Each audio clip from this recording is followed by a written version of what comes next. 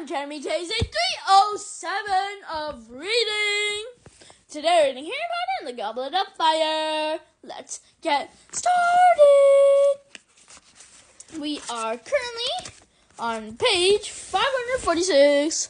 Let's go. I didn't know leprechaun gold vanishes, Ron muttered. I thought I was paying you back. You shouldn't have given me that Chudley cannon hat for Christmas. Forget it, all right? Ron speared a roast potato on the end of his fork, glaring at it. Then he said, I hate being poor. Harry and Hermione looked at each other. Neither of them really knew what to say. It's rubbish, said Ron, still glaring down at his potato. I don't blame Fred and George for trying to make some extra money. Wish I could. Wish I had a niffler.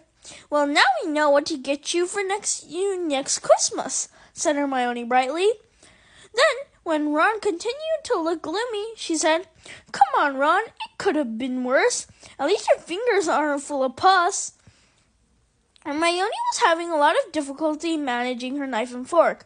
Her fingers were stiff and swollen. I hate that Skeeter woman, she burst out savagely. I'll get her back for this if it's the last thing I do. Hate mail continued to arrive for Hermione over the following week, and although she followed Hagrid's advice and stopped opening it, several of her ill wishers sent howlers, which exploded at the Gryffindor table and shrieked insults at her for the whole hall to hear.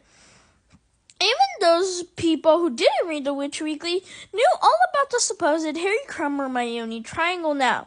Harry was getting sick of people telling him that Hermione wasn't his girlfriend. It'll die down, though, he told Hermione. If we just ignore it, people get bored with that stuff she wrote about me last time. I want to know how she's listening into private conversations when she's supposed to be banned from the grounds, said Hermione angrily. Hermione hung back in their next defense against the dark arts lesson to ask Professor Moody something. The rest of the class was very eager to leave. Moody had given them such a rigorous test of hex deflection that many of them were nursing small injuries. Harry had such a bad case of twitchy ears, he had to hold his hands clamped over them as he walked away from the class. Oh, Rita's definitely not using an invisibility cloak, Hermione panted 5 minutes later, catching up with Harry and Ron in the entrance hall and pulling Harry's hand away from one of his wiggling ears so he could hear. Moody says he didn't see her anywhere near the judge's table at the school task, or anywhere near the lake. Hermione, is there any point in telling you to drop this? Said Ron. No, said Hermione stubbornly. I want to know how she heard me talking to Victor, and how she found out about Hagrid's mum. Maybe she had you bugged, said Harry. Bugged? Said Ron blankly. What? Put fleas on her or something? Harry started explaining about hidden microphones and recording equipment. Ron was fascinated, but Hermione interrupted them. Aren't you two ever going to read Hogwarts history? What's the point? You know it by heart. We can just ask you.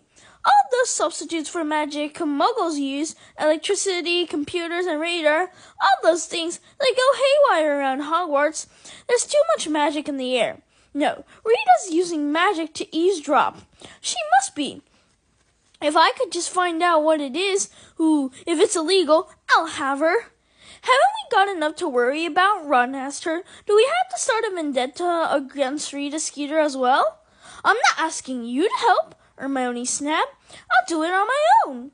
She marched back up the marble staircase without a backward glance. Harry was quite sure she was going to the library. What's the bet when she comes back with a box of I Hate Rita Skeeter badges? Said Ron. Hermione, however, did not ask Harry and Ron to help her pursue vengeance against Rita Skeeter, for which they were both grateful because their workload was mounting ever higher in the days before the Easter holiday. Harry frankly marveled at the fact that Hermione could research magic or methods of eavesdropping as well as everything else they had to do. He was working flat out just to get through all their homework, though he made a point of sending regular food packages up to the cave in the mountains for Cyrus. After last summer, Harry had not forgotten what it felt like to be continually hungry. He enclosed notes to Cyrus, telling him that nothing out of ordinary happened and that they were still waiting for an answer from Percy. Hedwig didn't return until the end of the Easter holidays. Percy's letter was enclosed in a package of Easter eggs that Mrs. Weasley had sent. Both Harry's and Ron's are the size of dragons, and full of homemade toffee. Hermione's, however, was smaller than a chicken egg. Her face fell when she saw it. "Your mom doesn't read Witch Weekly by any chance, does she, Ron?" she asked quietly. "Yeah," said Ron, whose mouth was full of toffee. "Gets it for the recipes." Hermione looked sadly at her tiny egg. "Don't you want to see what Percy's written?" Harry asked her hastily. Percy's letter was short and irritated. "As I am constantly telling the Daily Prophet, Mr. Crouch is taking a well-deserved break. He is sending in regular owls with instructions. No, I haven't actually seen him, but I think I can be trusted to know my own superior's handwriting. I have quite enough to do at the moment without trying to quash these ridiculous rumors. Please don't bother me again unless it's something important. Happy Easter." The start of the summer term would normally have meant that Harry was training hard for the last Quidditch match of the season. This year, however, it was the third and final task in the Triwizard Tournament for which he would need to prepare. But he still didn't know what he would have to do. Finally, in the last week of May, Professor McGonagall held him back in Transfiguration. "You are to go down to the Quidditch field tonight at 9 o'clock, Potter," she told him. "Mr. Bagman will be there to tell the champions about the third task." So at 8:30 that night, Harry left Ron and Hermione in Gryffindor Tower and went downstairs. He crossed the entrance hall. Cedric came up from the Hufflepuff common room. "What do you reckon it's going to be?"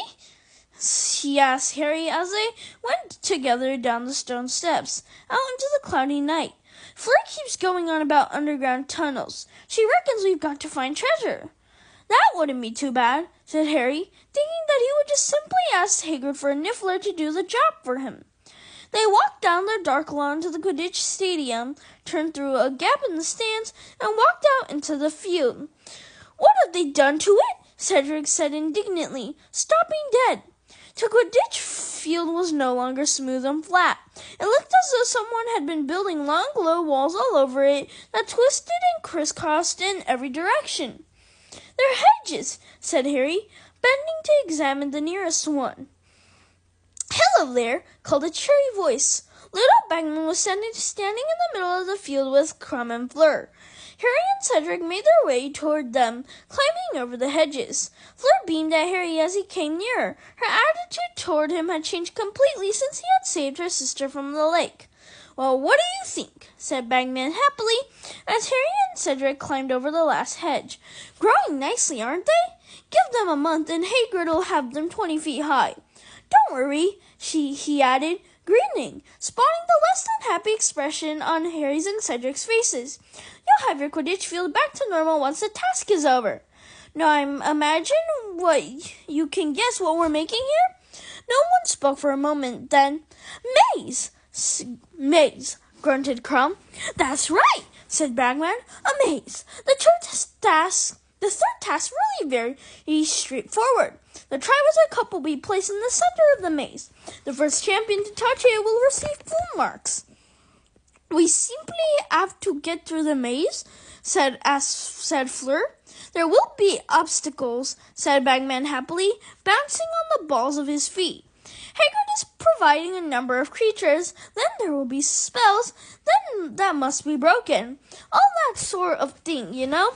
Now the champions who are leading on points will get a head start into the maze." Bagman grinned at Harry and Cedric. Then Crumble entered, then Miss Delacour. "But you'll all be in with a fighting chance, depending how well you get past the obstacles.